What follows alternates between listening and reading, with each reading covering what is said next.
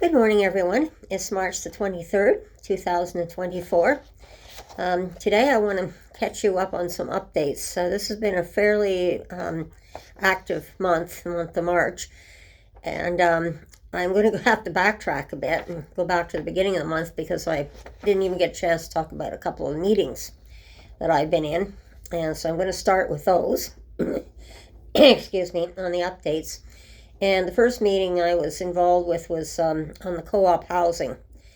And this was a very interesting meeting. With co-op housing, I found out that if you're in co-op housing, you have quite a say in what goes on because you're also considered an owner and sort of part of the board. And there was one man from here in Ottawa from co-op housing, that's what he was doing, and another man from co-op housing from Toronto as well, what they're doing down in Toronto. So one of the big things we were talking about, and they were talking about, I should say, and especially the one from Toronto, was they invest a lot into land trusts. And they were trying to explain what land trusts are about. It was complicated. I was trying to follow it. But, and this is... they were trying to find ways of buying buildings rather than leasing properties because doing things when you lease properties, you've got to go through so much more red tape you can't get as far. So what I understand with this land trust is that they're getting people to invest. Say if you've got $1,000 and you're willing to invest $1,000 with them, they'll put it in, I guess they'll get the interest off of it wherever you invest it. And at the end of the term, like if you invest, from what I understand, at the end of the term, you can get your money back plus interest. But in this case, I believe, take the interest. But you can get your original investment of $1,000 back at the end if you wish to have it, or if you wish to reinvest that $1,000 so that they get more interest. And I think it goes up to $5,000 if you're able to be in a position to put up $5,000 for them.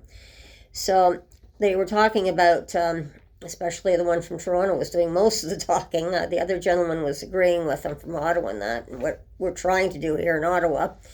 But the one from Toronto was saying that they had problems with the lease buildings that they had leased for co-op housing. And so they found out that they were finally able to get enough money that they bought a building, and they were able to have no problem with giving it as affordable housing. They were able to keep the rents reasonable because they didn't have another person involved and another party involved anyhow, where they had to go through to try and get things done properly. So they were really anxious to start buying up land, and apparently they were just before and just during the pandemic, they were talking about I think they had like 50-year leases and stuff, and investments and mortgages on properties and that, and that they're going to be up in about 2 to 3 years.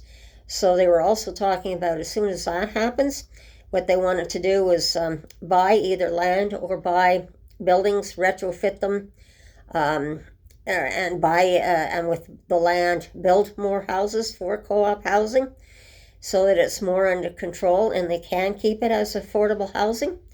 So it was a very interesting meeting, and I know they're talking about density as well within the existing homes in our existing communities. And one co-op, apparently they decided, because it was owned by them, that they were going to put 38 more units in as well as soon as possible. So this is some of the things that I'm interested in and seeing. So I just wanted to brief you up on that I'm following these meetings best I can. And the other meeting was our councillor, and apparently the city has received nearly that $180 million. And what they're going to do with some of it, I believe, is they've been identifying buildings here in the city that they can retrofit and make into apartments. So I believe that's where some of the money is going, and it's going to be a little bit quicker. I think the retrofit and buildings that are in existence can be made over into affordable housing, so it's going to be a lot quicker to identify those and rather than try and start from scratch and build from the ground up. But then again, that's just something that's starting. I don't know how long that's going to take, but it's going to be quicker, definitely. But I don't think it's going to be for about a year or so, maybe before we start seeing some of this coming about. So again, we may have another rough winter coming up. Only time will tell. And I wanted to also update on one of the consumption sites. If you remember, two of them had closed down to the fumes, and they were made sick.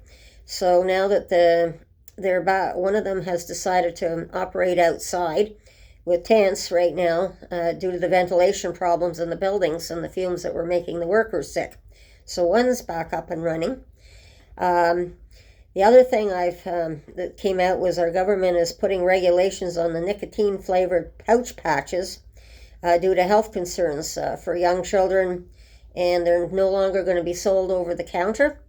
You might even have to eventually show your ID. I don't know. That's in process because it's dangerous, this nicotine getting into the children at early ages, but they seem to be getting this product, so they're going to put it behind the counter for certain. So that was another one that was interesting as well.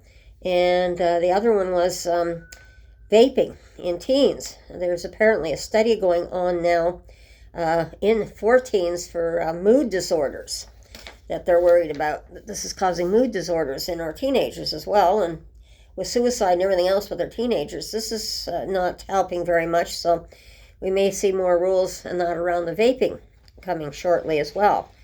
And it's too bad they don't have more rules and regulations on the drug trafficking and everything, but things are coming up to par. And I wanted to give a nice shout out as well for our lovely counselor here, Stephanie Plant. She's our new counselor for the area, and it was just at almost the end of the pandemic. It was 2022 that they were voted in. It was a whole new, practically a new city council. It was voted in, and so they've only been on the job probably around 18 months to 20 months right now, and they had to get off the ground running because of all the problems that came out after the pandemic. But she's been doing a great job. I see her at the meetings, including these meetings that I just talked about. And if she came to the one on the land trust and that, but she always has, if she has to go to another meeting, she always has one of her staff there to take notes as well for her, so she knows what's going on. But I think it was really nice, and she's always all over the ward, and you never know where you're going to bump into her. And on the weekend, I ran into her, and it was really cute because she was outside the grocery store. And I said, "What are you doing outside the grocery store?" And she said, "Well, I'm talking to my constituents, of course." And she was handing out her flyers, and I'll show that to you in a minute. And I said, "Well, that's interesting. It's the first time I've seen someone go outside the grocery store." And said, "Oh, no, this is every weekend. I try because of the wards. There's grocery stores all over the wards, and that's one of the things I do. I go out to the various grocery stores around the ward, and I expose myself and talk to my constituents, and I'm always happy to hear from them and want to know any more problems that we've got. And you're always most welcome to catch up with Stephanie. And this is kind of cute because she had to run again. She was running off to get one of her children at one of their hockey events or whatever it was that they were at, and she's out there talking to people in the ward. So she's being a busy mother at the same time, but still taking time for her constituents. So I just wanted to show you, this was her nice little pamphlet that she hands out to the constituents here. And it says, "Nice to meet you. My name is Stephanie Plant. I am your counselor for Ward 12, Rideau Vanier. Our wonderful ward includes Vanier, Lowertown, the Bywood Market, and Sandy Hill. My priorities include affordable housing, community safety and well-being for downtown residents, creating vibrant, green, inclusive, and thriving communities." So I just wanted to bring that up to par too, to know that a lot more people are working on this now, and we're catching up to par. And this is what I'm seeing is we were really in a slow, sluggish problem there last year, not knowing how to deal with it after coming out with the pandemic. but more and more people are coming together, and we're doing it, but it's just one slow step at a time, and it's baby steps right now, but we're getting caught up slowly, and it's coming. So everyone, I'm going to leave it there, and everyone, have a nice day, be safe, and watch your surroundings, and we'll talk again soon. And bye-bye. Take care.